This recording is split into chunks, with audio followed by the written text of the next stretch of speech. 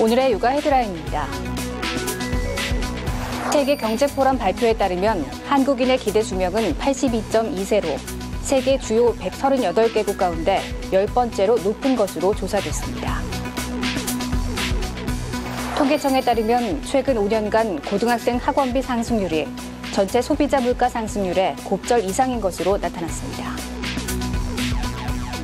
보건복지부는 이번 달부터 생후 6에서 12개월 사이에 영아 무료 독감 백신 접종을 처음 실시한다고 밝혔습니다. 이상 오늘의 육아 헤드라인이었습니다. 임신했을 때 비타민 B3의 하나인 니코틴 아마이드가 함유된 식품을 섭취하면 출산한 아기의 아토피성 피부염 위험을 막는 데 도움이 된다는 연구 결과가 나왔습니다. 니코틴 아마이드는 생선, 육류, 닭고기, 버섯과 견과류 등에 많이 들어있는데요. 아토피가 태중에서부터 시작된다는 학설을 뒷받침하는 이번 연구 결과를 토대로 보면 평소 건강한 식습관을 유지하는 게 중요하겠습니다. 육아포커스 첫 소식부터 함께 하시죠. 한국인의 기대 수명은 82.2세로 세계 주요 138개국 가운데 10번째로 높은 것으로 조사됐습니다. 세계경제포럼 발표에 따르면 홍콩의 기대 수명이 84세로 조사 대상 138개국 중에서 가장 높았고 일본과 스페인이 그 뒤를 이었습니다. 기대 수명은 출생자가 얼마나 더 생존할 것으로 기대할 수 있는지 추정한 수치입니다. 최근 5년간 고등학생 학원비 상승률이 전체 소비자 물가 상승률의 곱절 이상인 것으로 나타났습니다. 통계청에 따르면 지난해 고등학생 학원비는 2010년 대비 23.7% 뛰어 같은 기간 전체 소비자 물가 상승률 9.8%의 2.4배에 달했습니다. 통계청이 조사하는 학원비는 음악과 미술 등 예체능 학원비를 뺀 일반적인 단과 종합학원 등 보습학원 교습비입니다. 중학생과 초등학생 학원비도 각각 19.5%와 17.6% 뛰며 전체 소비자 물가보다 가파르게 상승했습니다. 그동안 인플루엔자, 독감 백신 무료 접종 대상은 65세 이상 노인에 국한됐는데 올해 처음으로 생후 6개월에서 12개월 사이 영아도 무료 백신을 맞을 수 있게 됐습니다. 보건복지부는 지난해 10월 1일에서 올해 6월 30일 사이 태어난 영아 32만 명을 대상으로 인플루엔자 백신 무료 예방 접종을 시행한다고 밝혔습니다. 대상자는 12월 말까지 전국 지정 의료기관에서 무료 접종을 받을 수 있습니다. 영아의 경우 4주 간격으로 0.25ml 백신을 2번 맞아야 하는데 접종비가 모두 지원됩니다. 인플루엔자 백신은 만성 질환자 등과 함께 65세 이상 노인과 생후 6개월에서 59개월까지가 우선 접종 권고 대상이지만 여태까지 무료 접종 대상은 65세 이상 노인에 한정됐습니다. 정부는 올해 계획한 백신 생산이 이미 끝난 상황이어서 민간 병원이 갖고 있는 백신을 활용해 6개월에서 12개월 사이 영아를 우선 지원하고 내년부터는 대상을 확대할 계획입니다. 올해는 한정된 백신 물량 사정으로 12개월 미만 영아를 우선적으로 지원하지만 내년 하반기부터는 생후 6에서 59개월 어린이 전체에 대해 무료 예방접종 계획을 가지고 준비 중에 있습니다. 한편 보건복지부는 보건소에서는 원칙적으로 영아 대상 무료 접종을 하지 않지만 지방자치단체 예산으로 지원할 수 있어 보건소 방문 전 무료 접종이 가능한지 여부를 확인해야 한다고 당부했습니다.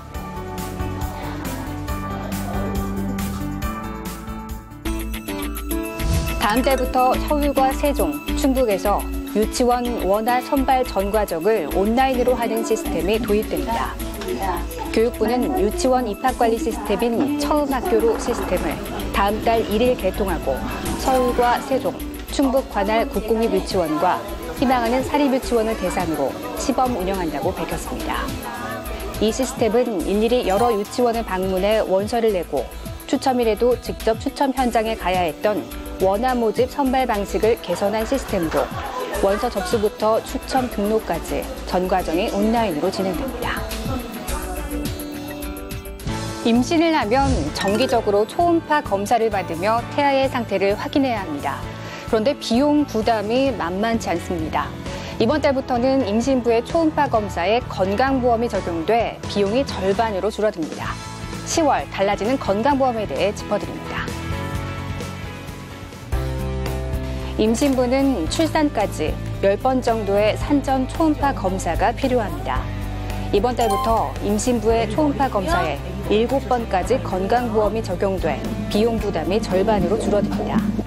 현재 초음파 검사를 7번 받으면 약 41만 원에서 85만 원의 비용이 드는데 이번 달부터는 절반 수준인 20만 원에서 42만 원 정도로 드는 겁니다. 건강보험 적용은 7번으로 제한되지만 임신 중독증, 산모출혈처럼 상태가 좋지 않을 때는 횟수 제한 없이 건강보험을 이용할 수 있습니다. 미숙아 치료에 쓰이는 초음파 검사에 대해서도 건강보험 혜택을 받을 수 있습니다.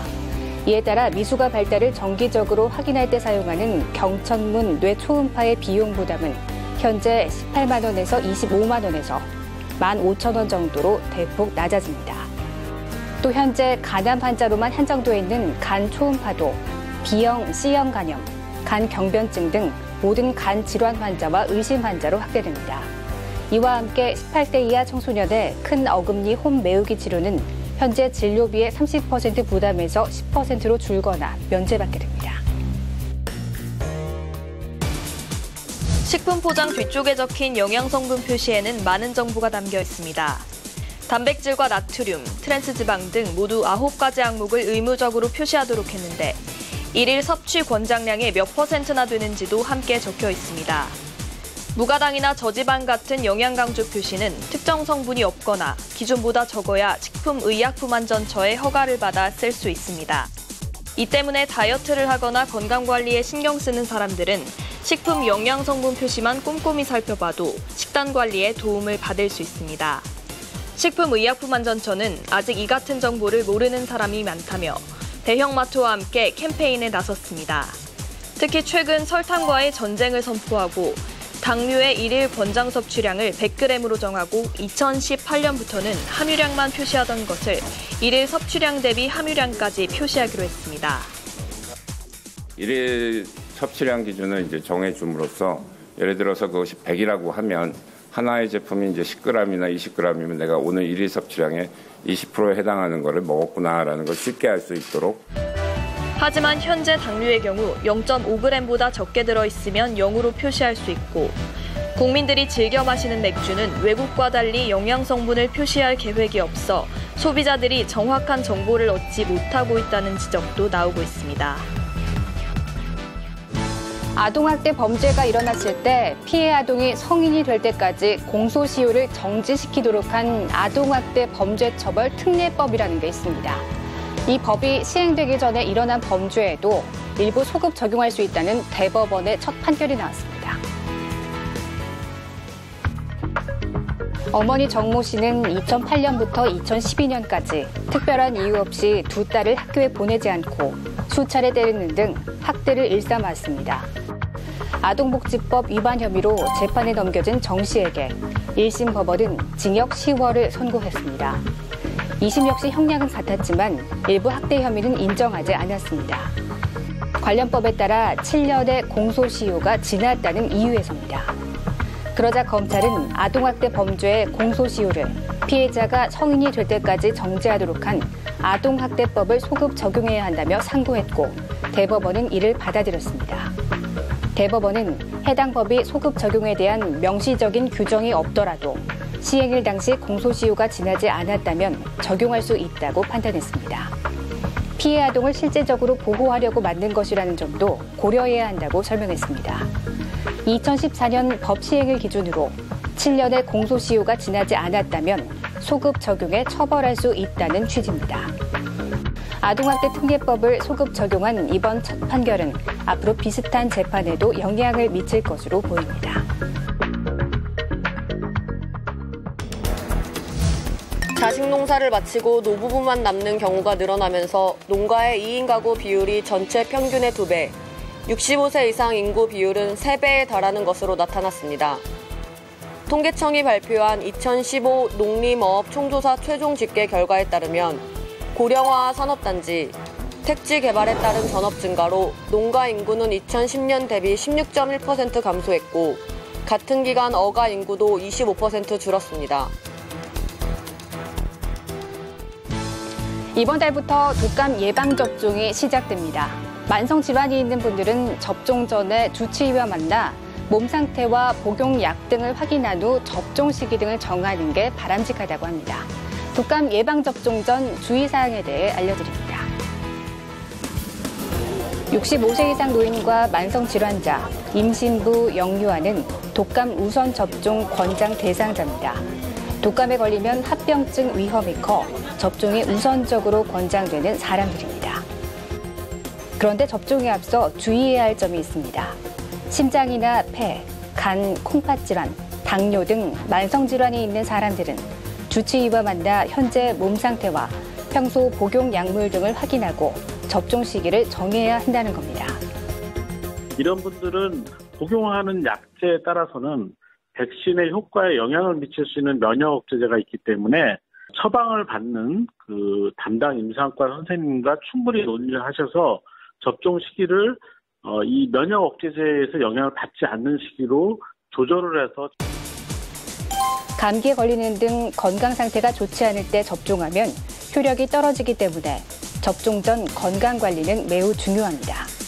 계란에 알레르기 반응이 있거나 과거 독감 예방접종 후 심한 과민 반응을 보인 적이 있으면 독감 예방접종은 피해야 합니다. 예방접종 후에는 30분 정도 접종한 의료기관에 머무르며 이상 반응이 있는지 관찰해야 하고 접종 당일은 몸에 무리가 가지 않도록 주의가 필요합니다. 날씨가 쌀쌀해지는 환절기 돌연사의 주범인 급성 심근경색을 비롯한 허혈성 심장질환이 빈발하게 나타나 건강관리에 유념해야 하겠습니다.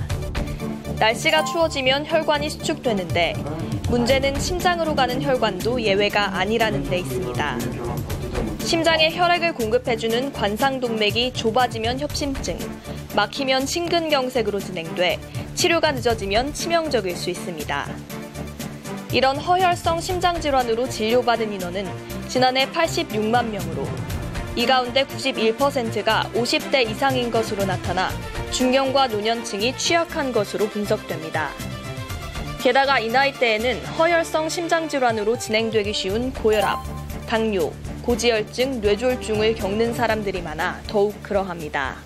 특히 이 신체가 저체온에 갑자기 노출될 때가 제일 위험한 순간이기 때문에 외부에 외출하시기 전에는 미리 집안에서 좀 몸영업을 하시고 나가시는 게 좋을 것 같고 몸이 추워지지 않게 따뜻하게 옷을 입고 나가시는 게 중요하다고 생각합니다. 환절기에는 갑자기 발생하는 급성 심근경색에 주목해야 합니다. 2014년 허혈성 심장질환으로 인한 사망 중 급성 심근경색이 72%를 차지했습니다. 가슴 통증과 가슴 답답함, 호흡곤란은 급성 심근경색과 같은 허혈성 심장질환의 대표적인 전조 증상입니다. 이런 증상을 느끼면 즉시 응급실을 찾아야 합니다.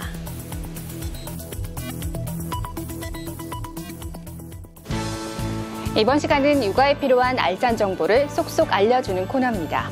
오늘은 초기 임산부 약물에 대한 3가지 궁금증 편입니다.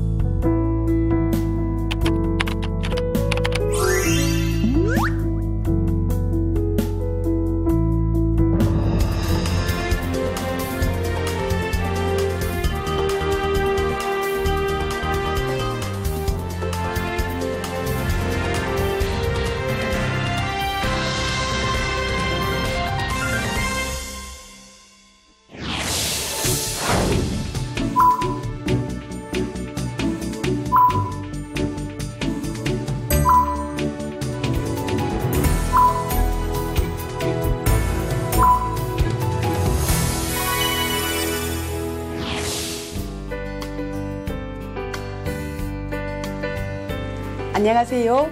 육아방송 시청자 여러분, 만나 뵙게 되어 반갑습니다. 한국여성의 전화 고미경 상임대표입니다. 한국여성의 전화는 피해자 상담과 지원, 정책과 의식 개선 활동을 통해 여성에 대한 폭력 근절과 여성인권 실현을 목표로 1983년 설립된 여성인권 운동단체입니다. 인권은 누구에게나 존중되어야 하고 여성에 대한 폭력은 범죄다라는 것은 누구나 아는 상식이지만 안타깝게도 선언으로만 남은 것이 우리의 현실인 듯합니다. 저는 오늘 여러분과 여성 인권에 대한 이야기를 나누어 보려고 합니다.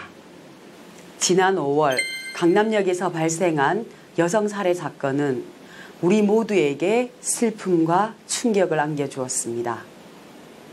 그러나 한국 사회에서 여성이라는 이유만으로 이루어지는 여성에 대한 폭력과 살해는 어제 오늘의 일이 아닌 일상이 된 지는 오래되었습니다. 한국 여성의 전화가 2015년 한 해 언론에 보도된 남편이나 애인 등 친밀한 관계에 있는 남성에게 살해당한 여성의 통계 분석에 따르면 이틀에 한 명의 여성이 살해당하거나 살해당할 위협에 처해 있습니다. 여성가족부의 2013년 전국 가정폭력 실태조사에 따르면 가정폭력은 2가구당 1가구에서 발생하고 있습니다. 또한 10년째 성폭력 발생 건수는 계속 증가하고 있으며 성폭력 피해자의 90% 이상이 여성에게 일어나고 있다고 한국여성정책연구원은 밝히고 있습니다. 대부분의 피해자가 여성, 대부분의 가해자가 남성인 성별화된 범죄인 것입니다. 여성폭력 종식 유엔 사무총장 심층 보고서에서는 여성폭력은 차별의 한 형태로 인권 침해에 해당되며 본질적인 원인은 남성과 여성 간의 오랜 불평등한 권력관계와 공공부문과 민간부문 모두에 만연된 여성에 대한 차별에서 비롯된다고 분석하고 있습니다. 가부장적 권력관계, 경제적, 정치적 불평등은 여성을 남성보다 열등한 존재로 인식하게 하여 동등한 인격적 주체로서의 인간의 권리를 저해합니다. 남자는 이래야 한다, 여자는 저래야 한다 는 성별 고정관념을 강화시켜 여성의 인권을 침해하고 폭력을 유발합니다. 여성에 대한 폭력은 사소하며 개인적인 피해자의 탓이 아닌 사회구조적 성불평등이 야기한 구조적인 문제입니다. 세계경제포럼이 발표한 145개국 가운데 115위인 성격차 지수를 좁히는 것, 즉 성평등한 사회를 만드는 것은 여성인권을 보장함은 물론 우리 사회를 정의롭고 평화롭게 만드는 일입니다. 여성폭력이 난무하는 사회에서 공동체는 안전하고 자유로울 수 없습니다. 소녀들은 얌전하게, 소년들은 적극적으로 키우는 태도, 딸에게는 큰 소리를 내지 말라고 하고 아들에게는 눈물을 흘리지 말라고 하는 태도를 바꿔야 합니다. 또 여성에 대한 상습적인 성희롱을 내버려 두는 태도, 남성이 여성의 존재와 성공에 위협을 느끼도록 가르치는 태도, 전업주부 일을 하는 남성을 낙인 찍는 태도도 바꿔야 합니다. 스스로 페미니스트라고 당당하게 말하는 첫 미국 대통령 버락 오바마가 성차별과 싸우고 젠더 고정관념과 불평등을 해소하기 위해 제시한 구체적인 태도 변화입니다. 여성폭력 없는 성평등한 사회, 우리가 만들어가야 합니다. 감사합니다.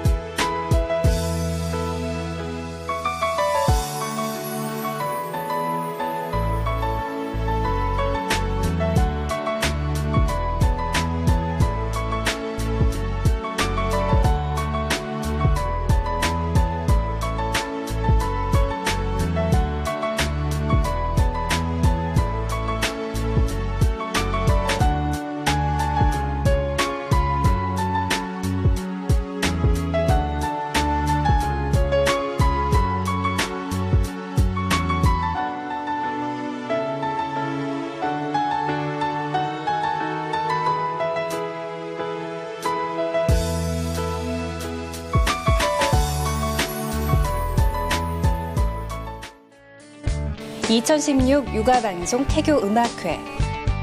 오늘 10월 22일 예술의 전당으로 임산부 여러분을 초대합니다. 소프라노 서발란, 테너 진성원, 첼로 이강호, 바이올린 김대환, 피아노 이민영, 하프 김아름 등 국내 정상의 음악가가 안겨주는 감동과 힐링의 순간. 명실공히 국내 최고 품격의 육아방송 태교음악회 등 임산부라면 누구나 무료로 관람할 수 있습니다. 자세한 사항은 홈페이지를 참조하세요. 여성은 출산 시기 호르몬의 영향을 많이 받습니다.